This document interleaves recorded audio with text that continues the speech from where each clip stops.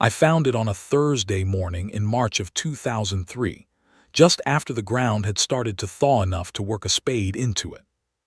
I'd been out to check the drainage tile along the south edge of the property, the low field, the one my father always called the hollow ground, though I never knew exactly why he called it that until much later. The tile had been backing up after every hard rain that winter, and I figured I'd trace the line and see if something had settled wrong. The air was cold still. Not bitter, but the kind of cold that gets into your knuckles when you're holding metal. I had on my old canvas coat, the one with the cracked zipper that I'd been meaning to replace for 4 years. The grass was brown and matted flat from the snow. The soil, where I'd already dug a few inches down to find the tile, smelled like iron and old water, and something else I couldn't name right away, something deeper, like the earth had been holding its breath all winter. That's when I saw it. A stone, about the size and rough shape of a car battery, sitting maybe 8 inches below grade where I'd been digging, except it wasn't where the tile ran. It was off to the side, and it wasn't a field stone. I'd pulled hundreds of field stones out of that ground over the years. You get a feel for them, rough and random, gray-brown, rounded off by whatever glacial action pushed them up there thousands of years ago. This one was different. It had a flat side, cut flat, not broken flat, and there were marks on it. I didn't think much of it at first. I set my spade down and crouched to get a better look. The more I looked, the less sense it made. My name is Harold Briggs. I've farmed the same 280 acres in Mercer County, Ohio for going on 41 years. Before that, my father farmed it, and before him, my grandfather. The land has been in the family since 1921, when my grandfather Elias Briggs bought it off a man named Conrad Weller, who was moving his family west after some dispute with a creditor nobody in the family ever talked about in full detail. I'm 71 years old now. My wife Doris passed in 1999 from a cancer that came on fast and didn't give us much time to arrange our thinking about it. I have 2 sons, Robert, who lives in Columbus and works for an engineering firm, and Dale, who farms with me now, or at least he helps when his back allows it. Dale's 43. The farm is his when I'm gone, though we haven't spoken much about the particulars of that. Losing Doris changed how I moved through the days. I won't say more than that, but I will say that for the 4 years between losing her and finding that stone, I had a tendency to go out and work before sunrise and not come back in until it was dark enough that I couldn't see what I was doing anymore. Some men go quiet when they grieve. I went busy. March of 2003 was like that.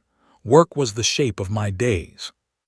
So when I found the stone, I looked at it for maybe 3 minutes, decided it wasn't the problem I'd come out there to fix, and went back to the tile. But I kept thinking about it. I finished the tile work that morning and drove back up to the barn on the old Farmall 560 that I still used for lighter field work. I had coffee in the house and sat at the kitchen table for a while, which I sometimes did when I didn't feel like starting the next task right away. I kept seeing the flat side of that stone in my mind. The marks on it looked deliberate. 2 lines, maybe a symbol of some kind, maybe a letter. Hard to tell. The stone had been in the ground and the face of it was stained dark with mineral deposits, so you couldn't read it clearly without cleaning it. But something about it didn't sit right. Fieldstones don't have flat sides unless someone put a chisel to them, and nobody chisels a fieldstone and then buries it 8 inches underground in the middle of a drainage tile run.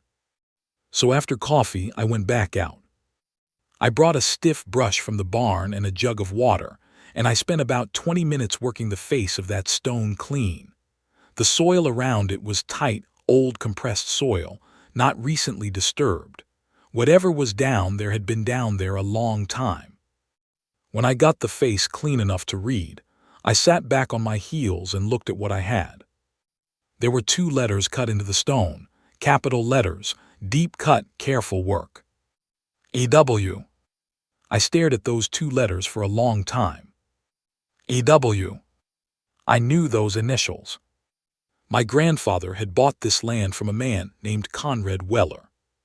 But Conrad Weller's father, The man who had originally broken this ground and turned it from scrub timber into crop ground back in the 1880s had been named Elias Weller.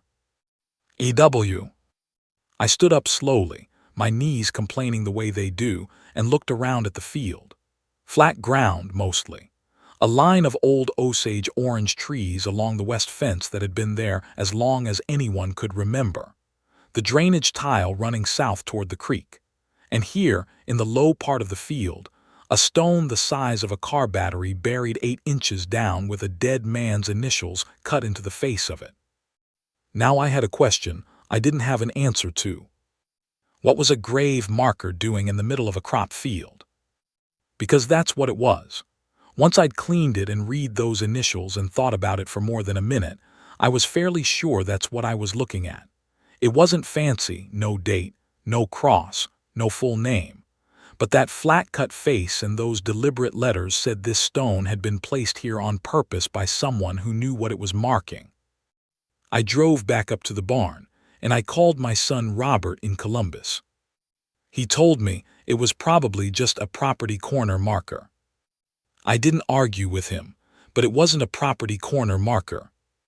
The neighbor to my south is a man named Gerald Faust, who has farmed the adjoining 160 acres since his own father retired in the mid-1980s. Gerald is about 10 years older than me, which puts him in his early 80s now, but back in 2003 he was still moving well. He's not a man who talks a great deal, which I've always appreciated.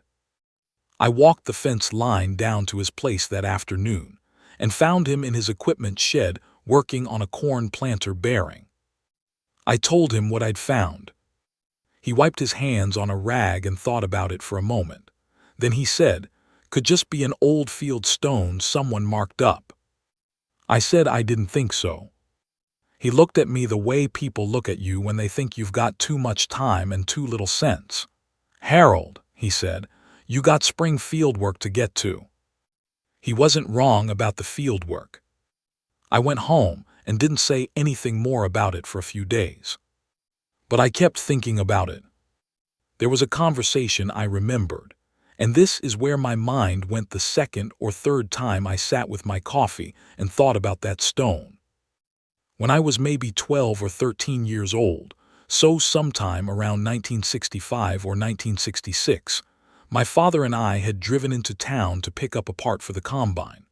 On the way back, we passed the old Weller property lines. The land that was ours by then had been ours for 40 years at that point, and my father said something I had filed away and not thought about in decades. He said the Wellers put everything they had into this ground. I remember I asked what he meant, and he said, "Some people are buried where they lived. Not in town, not in a church lot, just where they lived." I'd been a kid. I'd thought he meant it generally, philosophically, the way adults sometimes talk without meaning anything specific. I hadn't asked a follow-up question.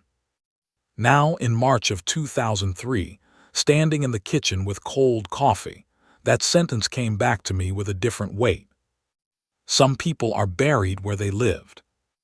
I started going through the things in the house that were old. My father had kept records the way farmers of his generation did, carefully, in ledger books, dating back to when he'd taken over from my grandfather.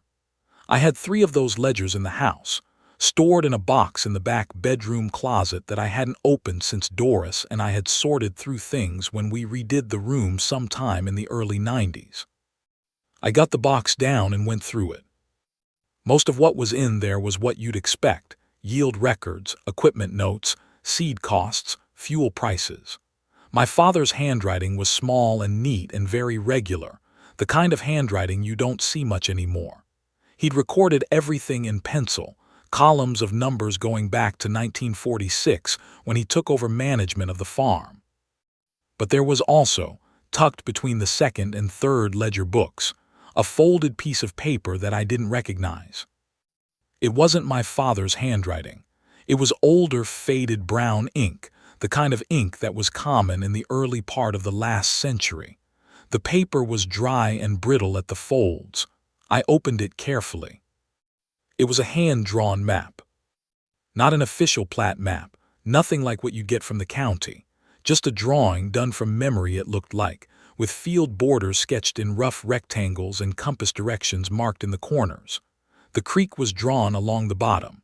The Osage orange tree line was on the left, and in the low part of the south field, the hollow ground, as my father always called it, there was a small mark, an X with a notation beside it. The notation read, EW 1892. My hands were cold, and I hadn't noticed until just then. I was looking at a burial map. I couldn't prove it. I still can't prove it today, not in any legal or scientific sense. But that's what it was. Someone, I believe it was my grandfather Elias Briggs, who had bought the land from Conrad Weller in 1921, had been told by Conrad Weller or had otherwise come to know that Elias Weller, Conrad's father, was buried in the low south field, and he had drawn a map of where.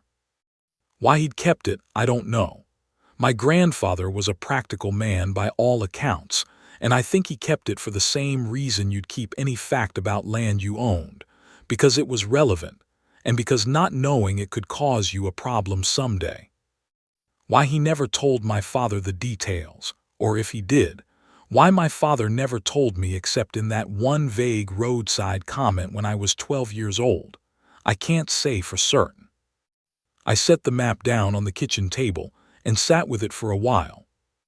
The question I had now was not just who was buried out there. The question was why. The county seat for Mercer County is Salina. The courthouse there has land records going back to the original federal surveys of the early 1800s. I knew the county recorder's office fairly well from various title questions over the years. I also knew there was a woman named Patricia Hoke who had worked in that office for a very long time and who knew those records better than anyone. I called her the next morning. Patricia was helpful, as she always had been. I told her I was interested in the Weller family, specifically Elias Weller, who I believed had owned my property in the 1880s and 1890s. I gave her the section and township numbers. She called me back that afternoon. What she'd found was straightforward in one way and strange in another. The land records confirmed that Elias Weller had homesteaded the section starting in 1879. He'd broken the ground, put up a house, cleared timber from the lower 40 acres along the creek. By the mid-1880s, he had it producing. He'd registered the property correctly, paid taxes on it for 13 years. In 1892, the same year marked on the map, the land had been transferred to his son, Conrad Weller, via a deed of gift. A straight transfer, not a sale. Elias Weller's name disappeared from the tax rolls after 1892. Patricia found no death certificate for Elias Weller in Mercer County. No cemetery record, no church burial record, no obituary in the Salina newspaper, which she'd checked through the library's archived microfilm. Elias Weller, as far as the official record was concerned, had simply stepped off the edge of the world in 1892. Now I had a different question. There were a few ways to read that situation. The most ordinary reading was that Elias Weller had died somewhere else, moved away before he died, ended up in another county or another state, and was buried there with no connection to Mercer County. The deed of gift to Conrad might have been an early estate arrangement made when Elias was still alive and planning to move on. That was the reasonable interpretation. But then there was the stone in the south field, buried below grade, with EW cut into it, and the hand-drawn map in my grandfather's ledger box, and my father's comment about people being buried where they lived. And there was something else Patricia had mentioned, almost as an aside, before she let me go. She'd said that Conrad Weller had sold the property in 1921, sold it to my grandfather, under what she called an unusual circumstances notation in the deed record. She'd been vague about what that meant exactly, said she'd have to look further, and I'd told her not to trouble herself. But after I hung up, I thought about that phrase. An unusual circumstances notation. I drove into Selena the following morning.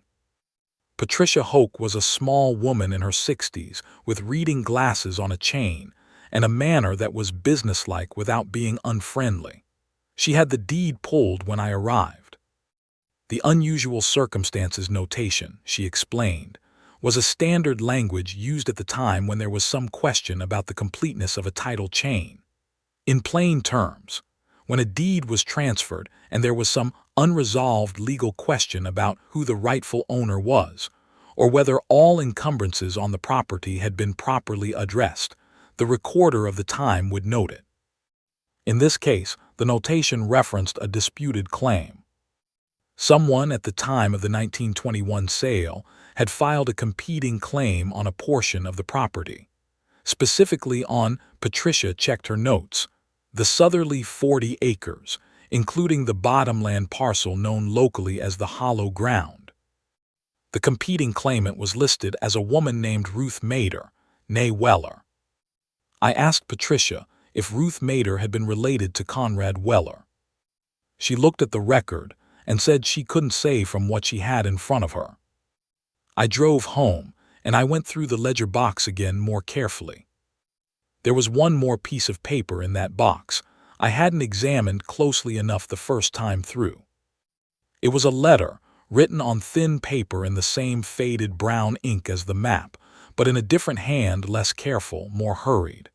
The date at the top was September 14, 1921. The salutation read, Mr. E. Briggs. My grandfather. I read it twice slowly in the gray light of the back bedroom. The letter was from a woman who signed herself Ruth Mader, formerly of Weller Farm, Mercer Co.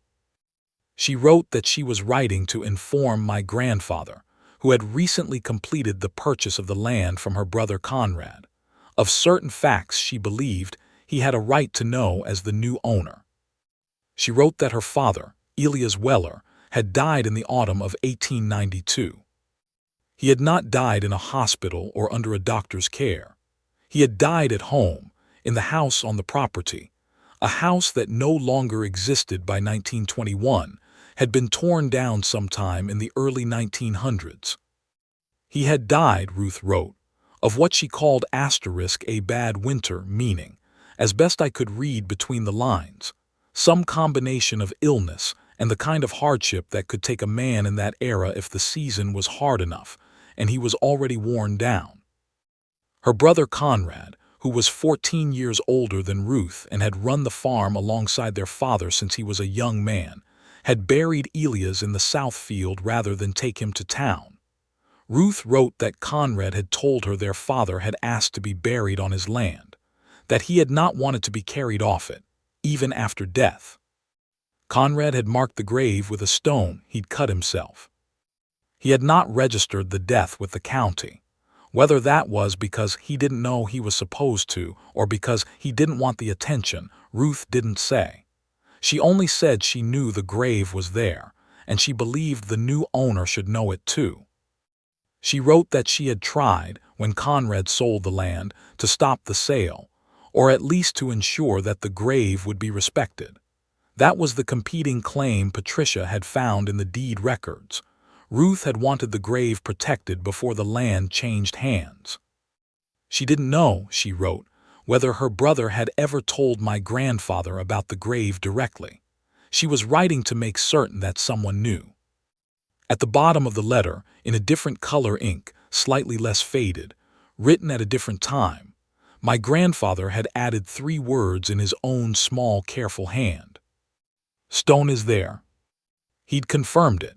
He'd gone out and found the stone himself, checked it against whatever Ruth had told him, and recorded the fact the only way he knew how, 3 words in the margin of a letter, he then tucked between 2 ledger books and kept for the rest of his life. I sat in the back bedroom for a long time. There's a question that comes up when you've been on a piece of land your whole life, and you find out something like this. It's not a dramatic question. It doesn't knock you sideways. It's slower than that. The question is, what now? I'm a practical man. I've farmed this ground for 40 years. I've planted corn and soybeans on that south field hundreds of times. I'd driven equipment over that spot, run tillage through it, pulled drainage tile under it. I'd done all of that not knowing there was a man buried 8 inches below the surface out there. That changed things a little. Not in any way I can fully explain, but it changed them. I called Robert in Columbus and told him the whole story, the stone, the map, the letter, the competing claim, all of it. He listened without interrupting, which he doesn't always do. When I finished, he said, "Dad, you should talk to a lawyer." I said maybe. He said, "And you should probably talk to the county." He meant the county health department, or the coroner's office, or whoever handles that sort of thing. An unregistered burial over a century old in a private field. I said I'd think about it. Then I went out to the south field again. Late afternoon by then, the sun getting low and orange behind the tree line, the kind of light that makes everything look older than it is. The ground had thawed more fully over the week since I'd first found the stone. The field smelled like mud and wet grass, and the particular sweetness that comes up out of Ohio soil in early spring, when it's been locked up all winter and finally opens. I stood next to the spot where the stone was. I thought about Elias Weller, a man I'd never heard of until a week ago, who had broken this ground in 1879, who had spent 13 years building something here, who had asked to be buried on his own land when the time came. I thought about Conrad Weller, his son, who had honored that request in the only way he knew how, with a hand-cut stone and no official record, and probably not much else. I thought about Ruth, Conrad's sister, who had spent 30 years worrying about whether her father's grave would be respected, and who had finally written a letter to a stranger to make sure someone knew. I thought about my grandfather, who had gotten that letter, confirmed the stone was there, and then kept the whole thing quietly for the rest of his life. And I thought about my father, who had known, or suspected, enough to call this the hollow ground all his life, and who had said to his 12-year-old son one afternoon, "Some people are buried where they lived." 4 generations of men, holding a piece of information like it was something fragile. I did call the county. Gerald Faust had been right that I should deal with my spring field work, and I did deal with it, but I also made the call about 3 weeks after I'd found the stone, once I'd thought through how to describe the situation without sounding like I'd lost my mind. The county coroner's office was, as you'd expect, not especially set up for this type of thing. Unregistered burials from 1892 in the middle of crop fields don't come up often in Mercer County, Ohio. They referred me to the Ohio State Historic Preservation Office. There were phone calls, some letters, some official correspondence that moved slowly the way official things do. What it came down to, legally and practically, was this: the burial was too old and too unregistered to be handled like a modern case. There was no living family member who'd filed a claim in decades. Ruth Mader had died sometime in the 1940s, and Conrad Weller had died in 1938, and as far as anyone could determine, the Weller line had thinned out and scattered well before any of this became an issue again. The state sent a woman out to document the site. She was a professional of some kind, archaeologist or historian. I'm not entirely sure of her title, and she was thorough and respectful about the whole thing. She took photographs, made notes, documented the stone and its markings. She told me that burial sites of this kind were more common than people realized, especially in parts of the Midwest where settlers had been isolated from towns and had buried their dead on the land out of necessity or preference or both. Most of them, she said, were never found.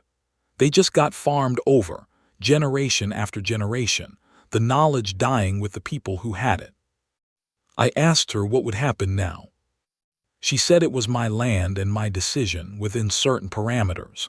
The site would be logged in the state's historic record. I could choose to mark it, fence it, or leave it as it was. I could not, technically, continue to till directly over it, but I could farm around it. I said I thought I could manage that. I put a fence post on each of the four corners of a 12-foot square centered on the stone, and I ran a single strand of wire between them. Not much, but enough to make it visible, enough to make it something I'd have to go around deliberately rather than drift over without thinking. I left the stone where it was. I didn't see a reason to move it. Elias Weller had put it in the ground, or Conrad had, and either way it had been in that spot for over 100 years. Moving it felt wrong in a way I couldn't have explained to anyone. Dale came down that fall and saw the fence square for the first time. He asked me what it was.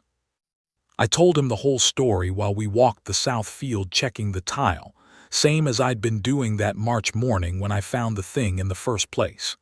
He listened the way he listens, carefully, without many questions. Dale is more like my father than I am in that way. When I finished, he was quiet for a minute. Then he said, "So there's a man buried out here who's been out here the whole time." I said that was right. He looked at the wire square and the stone just inside it, and he nodded slowly, the way you nod when something settles instead of something surprises. "You going to put his name on something?" he said. I'd thought about it. I'd thought about cutting a proper stone or buying one, something that had Elias Weller's full name and dates on it, something that acknowledged him properly. I told Dale I wasn't sure. "Because the stone already has his name on it," Dale said. He was right. I went back to that letter from Ruth Mader more than once over the years. There's a line in it that I've turned over in my mind a good many times. She wrote about her father. He said this ground was the only thing he'd ever made from nothing, and he wanted to stay in it.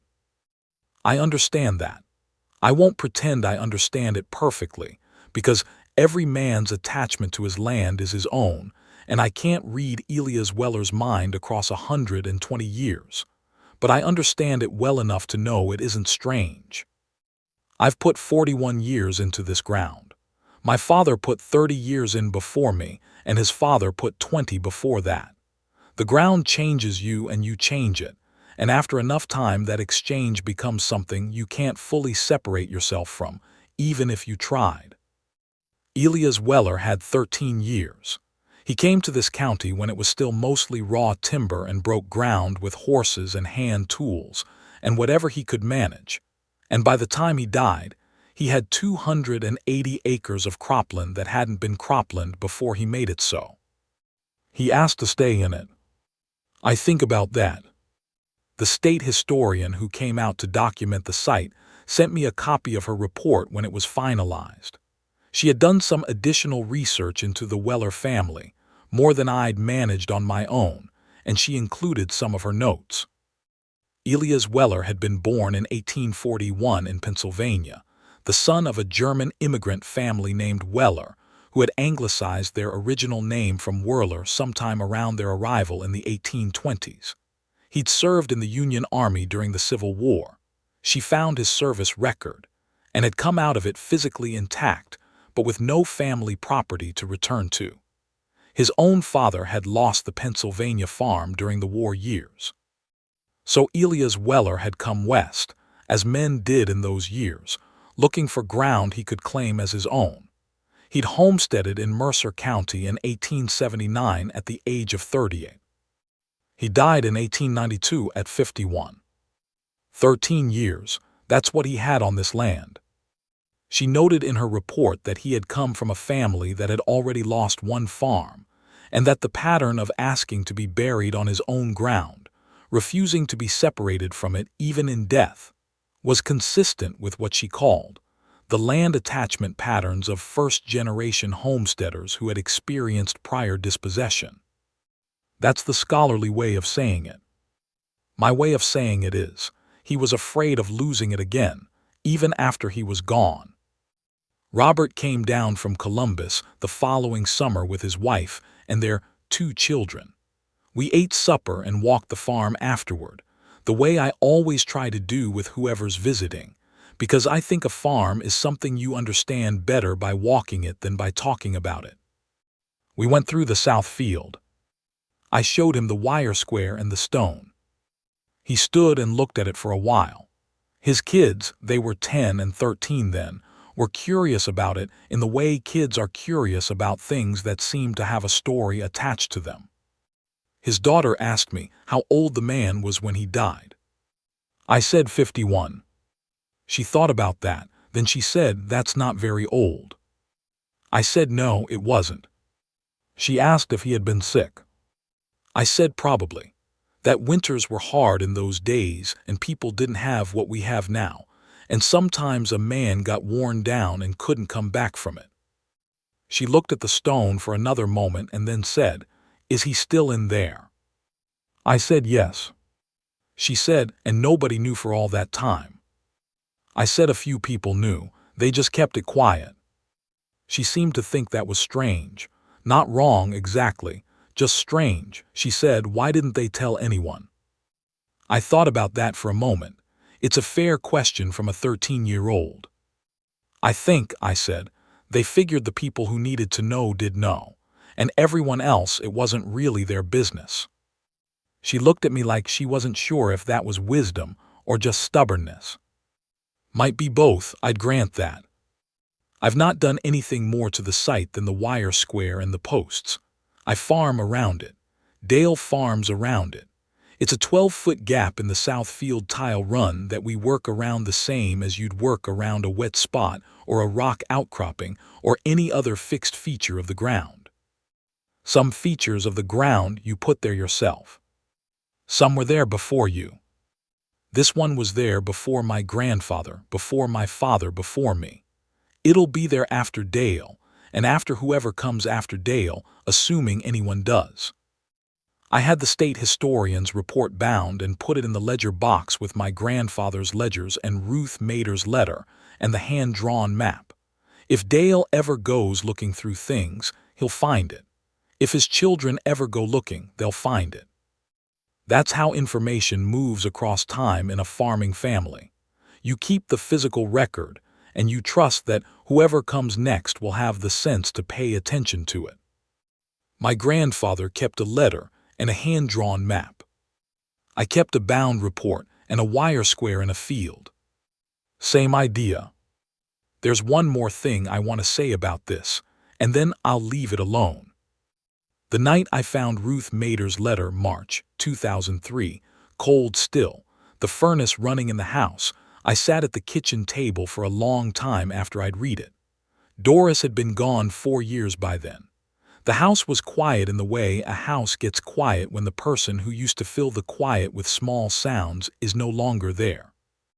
I thought about Ruth Mader, writing that letter in 1921 to a stranger who'd bought her family's land. She was trying to make sure her father wasn't forgotten. She was trying to ensure that the piece of ground he'd put his whole life into would at least hold his name in someone's memory, even if the world didn't know it officially. I know something about wanting the people you've lost to stay present. After Doris died, I planted a row of red maples along the east fence line, her favorite tree, which doesn't have any practical value on a working farm. She just liked the color in the fall. I did it the spring after she died, and I've trimmed and maintained those trees every year since. Most people who come to the farm don't know why they're there, and I don't usually explain. You put the things that matter into the land because the land stays. Elias Weller knew that. Ruth Mader knew it too, in her way. My grandfather knew it, which is why he wrote those 3 words in the margin of her letter and kept it for 30 years. And my father, driving home from the implement dealer in town, passing the fence line of his own farm on a county road in 1965 or 1966, speaking a half-truth to his 12-year-old son. Even he knew it, carried it, and passed it on in the only way he could manage. Some people are buried where they lived. He wasn't speaking generally. He was telling me something true about a specific piece of ground, in the only way he felt he could tell it, to a boy who wasn't old enough yet to understand what he was hearing. It took me another 37 years to understand it.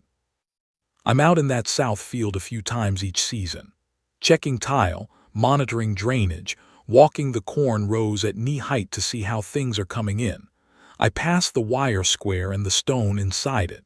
I don't stop every time. Most of the time I don't stop at all. It's just a feature of the field that I work around, same as any other.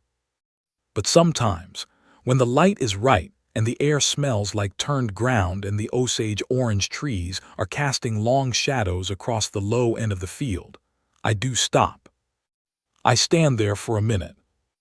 The stone doesn't say much, 2 letters and 130 years of weathering, but it doesn't need to say more than that. A man was here. He made something from nothing. He stayed. That's enough. That's about all any of us can ask for when you get right down to it. Harold Briggs farms 280 acres in Mercer County, Ohio. He told this story in the spring of 2026, sitting at his kitchen table, with the window open and the south field visible through it.